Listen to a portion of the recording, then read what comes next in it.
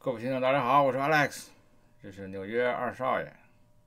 这几天啊，全世界最多的新闻看点莫过于布林肯访华了。布林肯结束了3天的中国之行，他连夜就返回美国，这几乎是空手而归。而中国的媒体继续宣传，号称达成了5项共识。而这次布林肯和这个美国的财长耶伦一样，都没有直接飞北京。布林肯呢选择先飞到上海，而耶伦先飞到广州。但不同的是，在广州机场迎接耶伦的是财政部长，而迎接布林肯的是上海市外事办主任。这就看出了接待规格的高低不同。接待耶伦的是采用一个对等的原则，而接待布林肯的却是上海市外办主任，降低了很多的规格，借此想来给布林肯一个下马威。相同点都是两人都没有铺红的地毯，显然和上次拉夫罗夫的来访有着一个明显的区别。到机场迎接的拉夫罗夫的是中国的外交部副部长，而且是红地毯铺地，那么接待规格显然高出一大截儿。你要知道，当年啊，美国的国务卿基辛格访华是周恩来的总理亲自到机场迎接的，而且以毛泽东在菊香书屋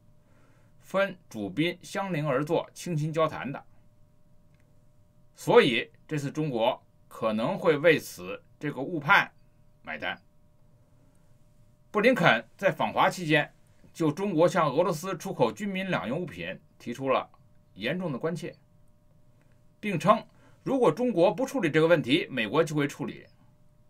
布林肯会谈结束，并没有马上着急回国，而是召开了一个新闻发布会。他甩出了一个意味深长的话，不由得不让人仔细玩味。布林肯在4月26号星期五结束3天访华行程前的记者会上说，中国是机床微电子产品、消化纤维素的最大供应商，这些军民两用物品对莫斯科制造弹药、火箭推进剂以及加强俄罗斯国防工业基础至关重要。他说，如果没有中国的支持，俄罗斯将难以维持对乌克兰的攻击。他还强调，保障跨大西洋安全是美国的核心利益。如果中国不解决这个问题，我们就会自己解决。坊间传得很凶的一个说法是，布林肯此行是要向中国做最后的摊牌。一方面，他接过了耶伦的话筒，继续宣扬中国产能过剩的理论；另一方面，就中俄贸易警告中国，说美国已经发现了俄罗斯武器中的部分电子元件、机械组件为中国制造，为俄罗斯扩大军事工业能力提供了帮助。那么至于坊间传说的中国曾经企图转移价值200亿美元的加密货币，不巧被美国锁住，尚未得到证实。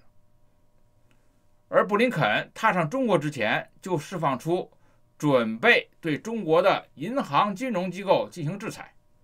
要踢出 SWIFT、SWIFT 的国际金融结算体系的消息，以此作为此次访华的筹码。如果美国真的实施次级制裁，把中国金融真的踢出 SWIFT 体系，那么对于中国的经济无疑就是一个核弹级的伤害。布林肯结束访华，逛了一下798的园区，还买了一张窦唯的《黑梦》回去。他说过，贯穿我一生的线索可能就是音乐。布林肯在1962年的4月16号出生于美国纽约州的杨克斯市。布林肯的母亲朱蒂斯曾任巴黎美国中心主席长达17年，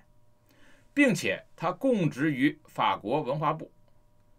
他的朋友圈都是电影音乐界的先锋人士。他最喜欢的吉他手是埃里克·克莱普顿，他看过他大概75次的现场表演。而克莱普顿的蓝调风格和频繁的翻唱，也让布林肯对 B.B. King 和卢瑟·艾利森这些布鲁斯大师耳熟能详。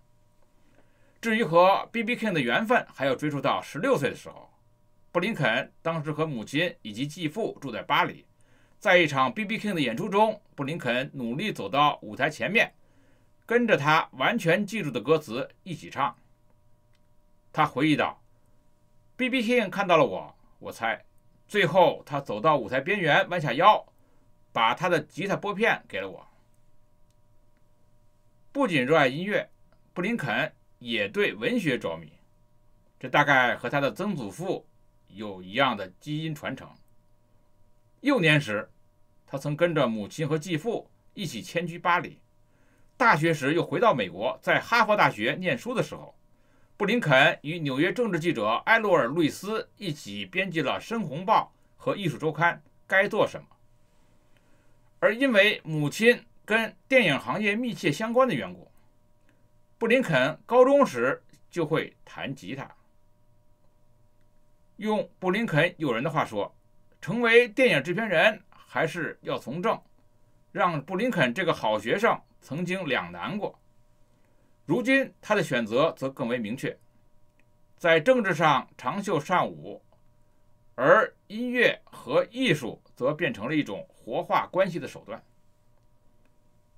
关于布林肯家族父辈的故事，每个都值得拿出来聊一聊。他的曾祖父梅尔·布林肯是一个乌克兰人，从俄罗斯底层的人民打拼，一直到了美国的上流社会。可以说，梅尔·布林肯打下的江山直接影响了布林肯家族3代人的发展。而梅尔·布林肯打江山的方式，既不是经商，也不是从政，而是写小说。当年30岁的梅尔·布林肯刚刚踏上美国，那么同行的人每天都忙着挣钱，而梅尔·布林肯则迷恋上了写书。他一边谋生，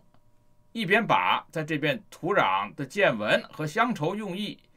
继续写就，那么以实现自己的文学理想。犹太移民的生存的恶劣处境，宗教迷信，缺乏教育，缺乏对新国家的了解，以及在其中找到自己位置的愿望。那么在当时的美国，印地西语是很多欧洲犹太移民的民族语言，它象征着一种文化和身份的认同。而当时的美国文学，也许没有很多人用印地西语写作，那么梅尔·布林肯的小说就在犹太社区，特别是纽约的犹太社区，引发了阅读狂潮。后来甚至有人把它称为印地西语小说的开山鼻祖。那么绝到今的梅尔·布林肯就成为了美国的一代文学名家，而他的长子亨利·布林肯，也就是现任国务卿布林肯的爷爷，接受了全面的精英教育。从纽约大学法学院毕业后，也顺利踏入政坛。而亨利·布林肯的儿子，布林肯的生父唐纳德·布林肯，也从欧洲西线对德军作战的飞行员，一路成为了美国驻外的大使。母亲朱蒂斯·费雷姆在当时的纽约就有点像美国版的宋怀贵。他自己开了一家艺术公司，活跃于电影娱乐业和传媒圈。曾经有一桩轶事，布林肯小时候正是英伦入侵的年代，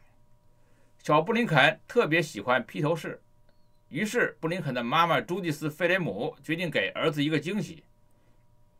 也就是一次，布林肯回家后发现，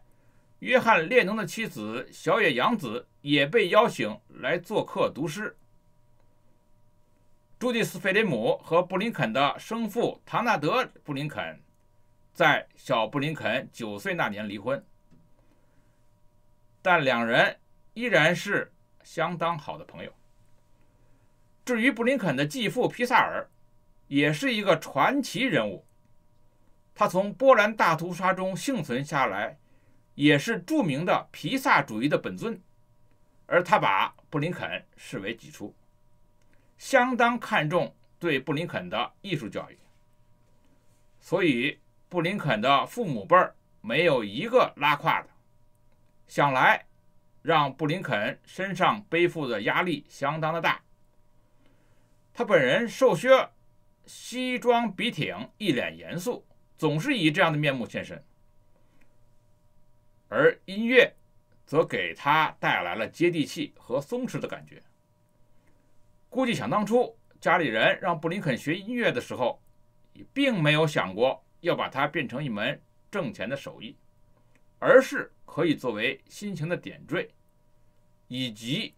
严肃个性的活性剂。至于后来音乐被布林肯玩成了外交手段，则是后话。布林肯手中的吉他，在紧张的政治冲突和分明的立场之外，正如他所说的，变成了一种纽带和连接的存在。这个布林肯现任美国国务卿，他在哈佛本科毕业后就去了哥伦比亚大学，读完了法学博士。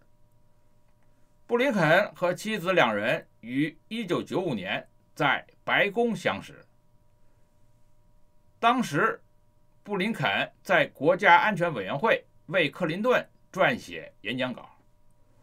瑞安则负责为第一夫人希拉里的日程安排。两人在2002年携手步入婚姻殿堂。据悉，克林顿和夫人希拉里当时还参加了他们的婚礼，两人婚后育有一双可爱的儿女。刚刚回到美国的布林肯在接受 CNN 采访的时候语出惊人，他提出有所谓充足的证据表明，中国很有可能会影响2024年美国总统大选。4月26号，当天下午，美国驻华大使馆对外发布消息的时候，报道了布林肯与中国的外长会面所谈的一些细节的内容，出现了一些情况。在这份文字版的两国高层交谈记录中，中国的外长开头讲的一段话，在美国驻华大使馆对外公布的内容中，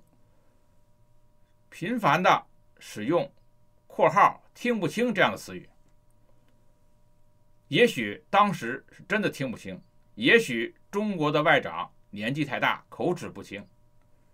当然要知道，两个世界大国的高层之间的沟通交流，对于两国的关系乃至于世界上的很多问题都很关键。当然，如果当时美国的翻译人员或者是其他工作人员真的没能理解，或者真的没能听清，完全可以在和工作人员进行充分沟通，将内容补足之后再进行报道。但是如果真的是中国的外交部长已经口齿不清，确实说话听不清，那么这也是实事求是的反应。其实就在布林肯来到上海的前一天，中国的海军故意将052D 导弹驱逐舰淄博号开到了上海的外滩，故意与布林肯下榻的和平酒店紧紧相邻。这足以说明故意的在布林肯面前耀武扬威。要知道，布林肯照着眼下的发展趋势，很可能将是美国未来的总统候选人。谢谢大家。